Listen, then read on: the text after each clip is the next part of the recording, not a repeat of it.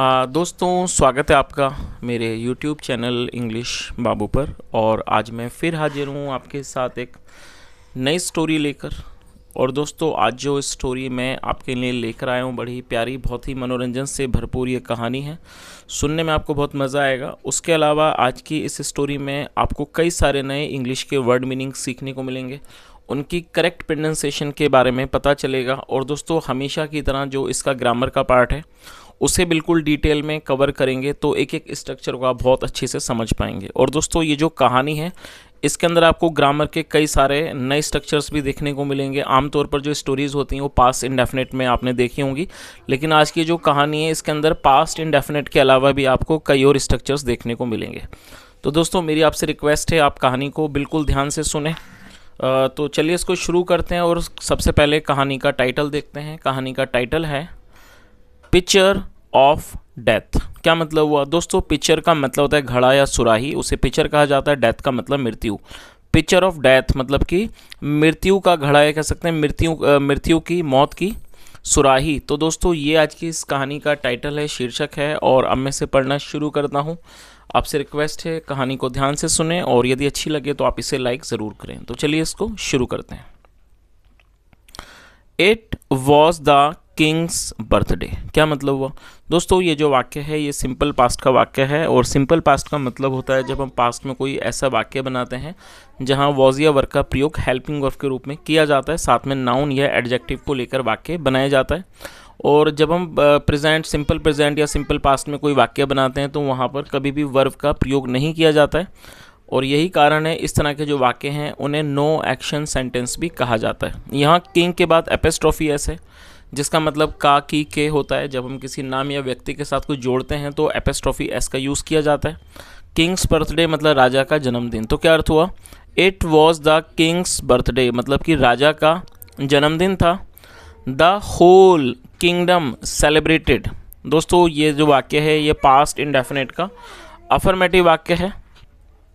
और जब हम पास्ट इंडेफिनिट में अफर्मेटिव का वाक्य बनाते हैं वहाँ सेकंड फॉर्म का यूज़ किया जाता है। सेलिब्रेट का मतलब होता है मनाना, सेकंड फॉर्म है सेलिब्रेटेड। द होल, होल मतलब पूरा या तमाम। द होल किंगडम मतलब पूरे राज्य ने, सेलिब्रेटेड मतलब पूरे राज्य ने इसे मनाया। The palace was full of lights. जो पैलेस था, महल था, वॉज फुल ऑफ लाइट्स, वो रोशनी से मतलब कि प्रकाश से भरा हुआ था, पूरी तरह से प्रकाशमय था, मतलब हर जगह वहाँ प्रकाश था। एंड फ्लावर्स और फूलों से। And people bustling around. दोस्तों, बस्लिंग का मतलब होता है इधर उधर घूमना, शोर मचाते हुए, या फिर कुछ भी इस तरह की क्रिया करना, इधर उधर घूमना, उसे बस्लिंग अराउंड कहा जाता है जब बहुत ज़्यादा चहलकदमी हो। तो इस पूरी लाइन का क्या अर्थ हुआ? The palace was full of lights and flowers and people bustling around. मतलब जो महल था वो पूरी तरह से क्या था? प्रकाश था, वहाँ रोशनी थी, और फ्लावर्स थे, फूल थे, एंड पीपल बस्लिंग अराउंड, और जो लोग थे वो घूम रहे थे इधर उधर, खुशी में वो घूम रहे थे। The king received costly gift from merchants and land owners and from other kings too. क्या मतलब हुआ दोस्तों? ये भी पास्ट का अफर्मेटिव वाक्य है जहाँ सेकंड फॉर्म का यूज़ किया गया है। रिसीव का मतलब मिलना, प्राप्त होना, और कॉस्टली मतलब महंगे। The king received costly gifts. जो राजा थे उन्हें महंगे, कॉस्टली मतलब कि जो महंगे उपहार थे वो प्राप्त हुए, मिले। किन से मिले? फ्रॉम मर्चेंट्स, व्यापारियों से, एंड लैंड ओनर्स, और ज़मींदारों से, and from other kings too, और दूसरे राजाओं से भी। TWO2 मतलब भी। तो इस पूरी लाइन का क्या अर्थ हुआ कि जो राजा थे उन्हें व्यापारियों से, लैंड ओनर से, ज़मींदारों से, और दूसरे राजाओं से भी उन्हें गिफ्ट मिले, महंगे गिफ्ट मिले। आगे देखिए। The attendants had been ordered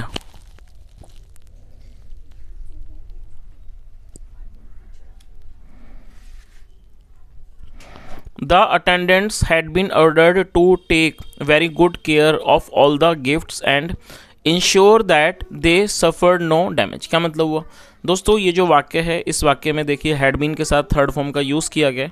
ये पास्ट परफेक्ट का पैसिव वॉइस का वाक्य है, और आप इस स्ट्रक्चर को नोट कर लीजिए। जब हम पास्ट इंडेफिनिट में कोई भी पैसिव वॉइस का वाक्य बनाते हैं तो वहाँ हैड बीन का प्रयोग हेल्पिंग वर्ब के रूप में किया जाता है, साथ में वर्ब की थर्ड फॉर्म लगाई जाती है। तो इस तरह से आप पास्ट परफेक्ट का पैसिव वॉइस का वाक्य बना सकते हैं। और अटेंडेंट का मतलब होता है सेवक या फिर नौकर। The attendants had been ordered मतलब कि सेवकों को, या कह सकते हैं नौकरों को आदेश दिए गए थे to take very good care, बहुत अच्छे से देखभाल करने की, ऑफ ऑल द गिफ्ट, सारे उपहारों की, एंड इंश्योर, और इस बात को सुनिश्चित करने के, that they suffered no damage, और उनको कोई भी हानि ना पहुंचे, किसी भी तरह की क्षति ना पहुंचे। सफर नो डैमेज मतलब किसी भी तरह की हानि क्षति ना पहुंचे। चलिए आगे देखिए।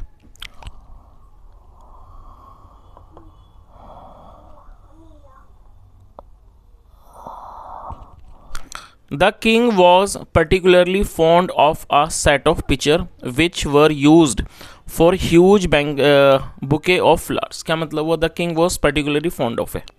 दोस्तों fond of का मतलब होता है किसी बात का बहुत ज़्यादा शौकीन होना, और particularly का मतलब होता है विशेष रूप से। दोस्तों ये एडवर्ब है। एडवर्ब का मतलब होता है ऐसा कोई भी शब्द जो किसी वर्ब की विशेषता का वर्णन करता है, इस तरह के शब्दों को एडवर्ब कहा जाता है। तो क्या अर्थ हुआ? जो राजा थे was particularly fond of A set of pictures, मतलब जो राजा थे वो विशेष रूप से एक जो पिक्चर्स का, सुराही का घड़े का जो सेट था उसके वो शौकीन थे। विच वर यूज्ड, जिन्हें इस्तेमाल किया जाता था for huge bouquet of flowers, मतलब कि विशाल जो बड़े फूलों के जो बुके होते थे उसके लिए उनका इस्तेमाल किया जाता था। उस चीज़ के वो राजा जो थे बहुत ज़्यादा शौकीन थे। One of the attendants was carrying a picture carefully to its place. और दोस्तों ये जो वाक्य है ये पास्ट कॉन्टिन्यूस का वाक्य है, और जब हम पास्ट कॉन्टिन्यूस में वाक्य बनाते हैं तो जो वाक्य है उसमें रहा था, रहती जैसे शब्द आते हैं, जहाँ पर वॉज या वर्ग का प्रयोग हेल्पिंग वर्ब के रूप में किया जाता है, साथ में फोर्थ फॉर्म लगाई जाती है। कैरी का मतलब होता है किसी चीज़ को ढोकर ले जाना।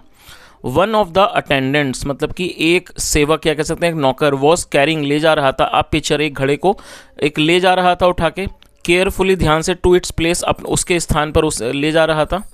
सडनली आ किटन केम रनिंग। दोस्तों कम रनिंग मतलब होता है दौड़ते हुए भागते हुए आना, second form came running. Suddenly मतलब अचानक, और किटन मतलब छोटी बिल्ली। सडनली या किटन केम रनिंग, अचानक एक बिल्ली दौड़ती हुई आई। एंड डैश्ड टकरा गई, डैश मतलब टकराना, और वो टकरा गई against the attendants leg. Against the attendant leg मतलब कि जो सेवक था, मतलब जो नौकर था, उसके पैर से वो मतलब कि दौड़ती हुई आई और उससे वो टकरा गई। ही लॉस्ट हिज बैलेंस, और ये पास्ट का अफर्मेटिव वाक्य है। लूज मतलब खोना, गंवाना, second from lost. He lost his balance मतलब उसने अपना जो बैलेंस था, संतुलन था, वो गंवा दिया। एंड फेल, और वो गिर गया। FALL फॉल मतलब गिरना, सेकंड फ्रॉम फेल, और वो गिर गया। The picture had smashed into bits. दोस्तों यहाँ भी हेड के साथ थर्ड फॉर्म का यूज़ किया गया। स्मैश का मतलब टूट जाना, चकनाचूर हो जाना, थर्ड फॉर्म स्मैश्ड। और जब किसी वाक्य में हेड के साथ थर्ड फॉर्म का यूज़ किया जाता है, इस तरह के जो वाक्य हैं वो पास्ट परफेक्ट के वाक्य कहलाते हैं। जैसे चुका था, लिया था वगैरह आप देखेंगे इस तरह के सेंटेंसेस में आते हैं, जहाँ चुका था, लिया था, आया था। तो ये जो वाक्य हैं वो पास्ट परफेक्ट के कहलाते हैं, जहाँ पर हेड का प्रयोग हेल्पिंग वर्ब के रूप में किया जाता है, साथ में थर्ड फॉर्म भी लगाई जाती है। और बिट्स का मतलब छोटे छोटे टुकड़े। तो क्या अर्थ हुआ? ही lost his balance and fail मतलब उसने अपना संतुलन खो दिया और गिर गया। The picture had smashed into bits, जो पिक्चर था, सुराही थी, या कह सकते हैं जो घड़ा था, वो छोटे छोटे टुकड़ों में टूट गया, चकनाचूर हो गया। द अटेंडेंट सेटअप, सिट मतलब बैठना, second form set. The attendant setup, जो अटेंडेंट था, सेवक था, वो बैठ गया। टेरिफाइड डरा हुआ, भयभीत मतलब डर के मारे वो बैठ गया। People had heard the noise, यहाँ भी हेड के साथ थर्ड फॉर्म का यूज़ किया गया। HEAR हियर मतलब सुनना, और ये दोस्तों थर्ड फॉर्म है, और ये पास्ट परफेक्ट का वाक्य है क्योंकि यहाँ भी हेड के साथ थर्ड फॉर्म का यूज़ किया गया। People had heard the noise and rush towards it. RUSH rush का मतलब होता है दौड़ना। किसी जगह जब हम तेज़ी से दौड़ते हुए जाते हैं तो रश कहा जाता है। तो क्या अर्थ हुआ कि जो लोग थे, हैड हर्ड द नॉइज, उन्होंने आवाज़ को सुन लिया था। एंड रश्ड टूवर्ड्स इट, और वो उसकी ओर दौड़े।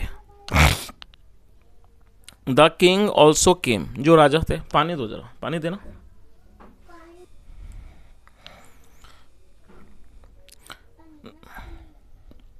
People had heard the noise and rushed towards it, मतलब जो लोग थे उन्होंने इस नॉइज को, इस शोर को सुन लिया था और वो उसकी तरफ दौड़े। टूवर्ड्स मतलब तरफ। द किंग ऑल्सो केम, जो राजा थे वो भी आ गए। एंड सॉ, और सी मतलब देखना, second form saw. And saw देखा। One of his precious pictures in pieces, और जो उनका एक प्रीशियस मतलब जो कीमती पिक्चर था, मटका था, इन पीसेस, उसे उन्होंने पीसेस में, टुकड़ों में देखा। He was very angry, and without waiting for any explanation he ordered, he was very angry मतलब वो बहुत ज़्यादा नाराज़ क्रोधित हो गए, and without waiting for any explanation, और एक्सप्लेनेशन मतलब बिना मतलब किसी भी सफाई का बिना इंतज़ार किए, ही ऑर्डर्ड उन्होंने आदेश दिया, that the attendant should be executed. और दोस्तों यहाँ शुड का यूज़ किया गया पैसिव के अंदर, और जब हम पैसिव में शुड का यूज़ करते हैं तो वहाँ शुड बी का यूज़ किया जाता है, साथ में वर्ब की थर्ड फॉर्म लगाई जाती है। एग्जीक्यूट का मतलब होता है फांसी देना। तो क्या अर्थ हुआ, उन्होंने क्या आदेश दिया, the attendant should be executed, मतलब कि जो सेवक है नौकर है उसे फांसी दी जानी चाहिए।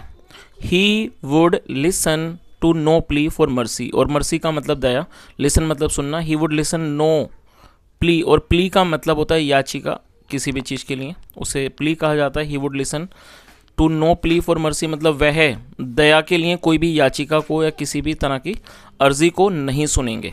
आगे देखिए, miserably the poor attendant was led away by the guards.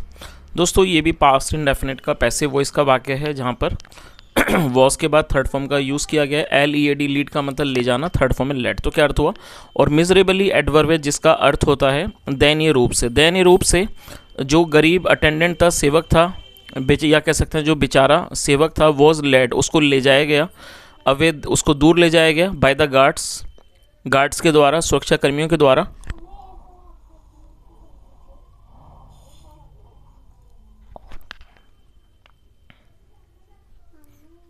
One of the attendants ran to Tenali Raman, और जो एक अटेंडेंट था, सेवक था, रैन टू तेनाली रमन, वो दौड़कर तेनाली रमन के पास गया, to tell him the news, उससे उनको ये जो न्यूज़ थी, खबर थी, बताने के लिए, and to ask for his help, और उनकी मदद मांगने के लिए। और दोस्तों आप इस वर्ड को नोट कर लीजिए, आस्क और मतलब मांगना। तो क्या मतलब हुआ कि जो एक सेवक था वो भागते हुए तेनाली रमन के पास गया, उनको ये खबर देने के लिए और उनसे मदद मांगने के लिए। Tenaliraman listen to the whole matter, जो तेनालीरामन थे उन्होंने, और लिसन का मतलब होता है किसी भी चीज़ को बड़े ध्यान से सुनना, उन्होंने इस होल मैटर मतलब पूरा जो मामला था उसे उन्होंने बड़े ध्यान से सुना।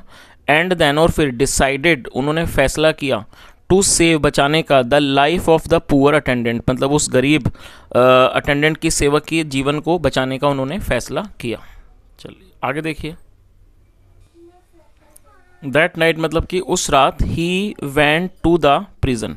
प्रिजन का मतलब होता है जेल, या फिर किसे कहते हैं हिंदी में कारागार, और ये गो की सेकंड फॉर्म है, गो मतलब जाना, सेकंड फॉर्म वेंट मतलब दैट नाइट उस रात, he went to the prison मतलब वह प्रिजन गए मतलब कि कारागार गए, वेयर जहाँ, द अटेंडेंट वॉज केप्ट जहाँ पर अटेंडेंट को मतलब उस सेवक को रखा गया था, and spoke to him quietly, quietly मतलब खामोशी से, और उससे खामोशी से बात की। स्पीक मतलब बोलना, बात करना, second form spoke, spoke to him quietly, और उससे खामोशी से बात की। द फेलो वो जो व्यक्ति था, who had been crying till then, और दोस्तों यहाँ हु का यूज़ किया गया है, और हु जो है एक रिलेटिव प्रोनाउन है, जब हम किसी का रेफरेंस देते हैं तो हु का यूज़ किया जाता है।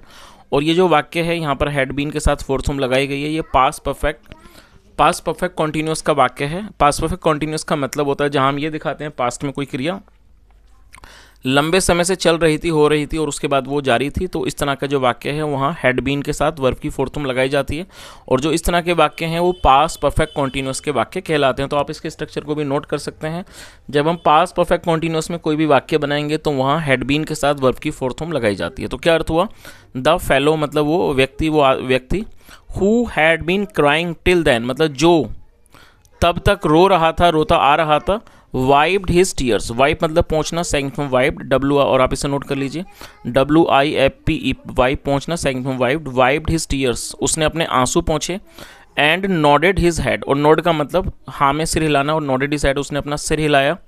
He still looked a little frightened, और दोस्तों स्टिल मतलब अभी भी, फिर भी, और लुक मतलब देखना, he still looked a little frightened, वो अभी भी थोड़ा सा डरा हुआ लग रहा था। बट इट वॉज क्लियर, लेकिन ये बात साफ थी, that he had been comforted, कि उसे ही हैड बीन कम्फर्टेड मतलब उसको सांत्वना दे दी गई थी, by what Tenali Raman told he मतलब जो तेनालीरामन ने उसे बताया था उस चीज़ से उसको सांत्वना मिल गई थी। चलिए आगे देखिए,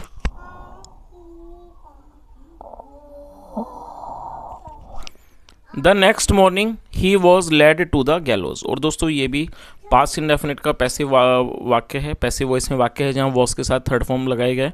और आप इस वर्ड को नोट कर लीजिए, GALLOWS। गैलोज का मतलब होता है फांसी का तख्ता। द नेक्स्ट मॉर्निंग, अगली सुबह, he was led to the gallows मतलब उसे फांसी के तख्ते पर ले जाया गया। बिफोर बीइंग एग्जीक्यूटेड, और ये भी पैसिव वॉइस का वाक्य है। बिफोर बीइंग एग्जीक्यूटेड मतलब फांसी दिए जाने से पहले। ही वॉज आस्ड, उससे पूछा गया, what his last wish was, कि उसकी जो अंतिम इच्छा है वो क्या है। ही सैड, उसने कहा, he wished to see all the pictures in the set, उसने क्या कहा कि उसकी इच्छा है कि वो जो भी पिक्चर्स हैं, सुराही हैं इन द सेट, उस सेट में उनको वो देखे। The king who was attending the execution, जो राजा, हु वॉज अटेंडिंग मतलब जो शामिल थे, देख रहे थे क्या, द एग्जीक्यूशन, उस फांसी में वो शामिल थे। विद हिज कोर्ट, अपने दरबार के साथ, वॉज सरप्राइज्ड, वो बड़े हैरान थे, हैरान हुए। But he allowed all the pictures to be brought, लेकिन उन्होंने अलाउ मतलब अनुमति देना, सेकंड फॉर्म अलाउड, लेकिन उन्होंने अनुमति दी all the pictures to be brought, सारे पिक्चर्स को, सुराहियों को लाए जाने की। एंड प्लेस्ड, और उनको रखने की, नियर द कंडेम्ड मैन मतलब उस दोषी आदमी के नज़दीक रखने की उन्होंने उसे अनुमति दी। Before anyone could do anything मतलब इससे पहले कि कोई भी कुछ कर पाता। The prisoner reached out, prisoner का मतलब वो जो कैदी, उसे प्रिजनर कहा जाता है, वो था रीज्ड आउट, वो पहुंच गया। एंड स्मैश्ड, और उसने तोड़ दिए ऑल द पिक्चर्स, उसने सारे सुराहियों को, घड़ों को तोड़ दिया। और दोस्तों यहाँ पर आप इस चित्र को भी देख सकते हैं कि इस व्यक्ति ने किस तरह से किया है। चलिए आगे देखिए।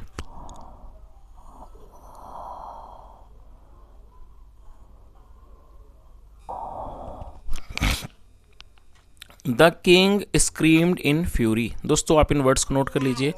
SCREAM, स्क्रीम का मतलब चीखना, सेकंड फॉर्म में स्क्रीम, और फ्यूरी का मतलब होता है आवेग, गुस्सा। The king screamed in fury मतलब जो राजा थे वो गुस्से में, या कह सकते हैं आवेश में, वो चिल्लाए। हाउ डेयर यू, तुम्हारी हिम्मत कैसे हुई। यू आर बीइंग एग्जीक्यूटेड, आपको फांसी दी जा रही है। फॉर ब्रेकिंग वन पिक्चर, एक घड़े को, एक मटके को तोड़ने के लिए। एंड और instead of feeling any remorse, और दोस्तों आप, मैं चाहूँगा आप इस वर्ड को नोट कर लें, अच्छा वर्ड है। रिमोर्स का मतलब होता है पछतावा। Instead of feeling any remorse, और इंस्टीड ऑफ का मतलब की बजाय, instead of feeling any remorse मतलब कोई भी पश्चाताप या कहते हैं पछतावा करने की बजाय।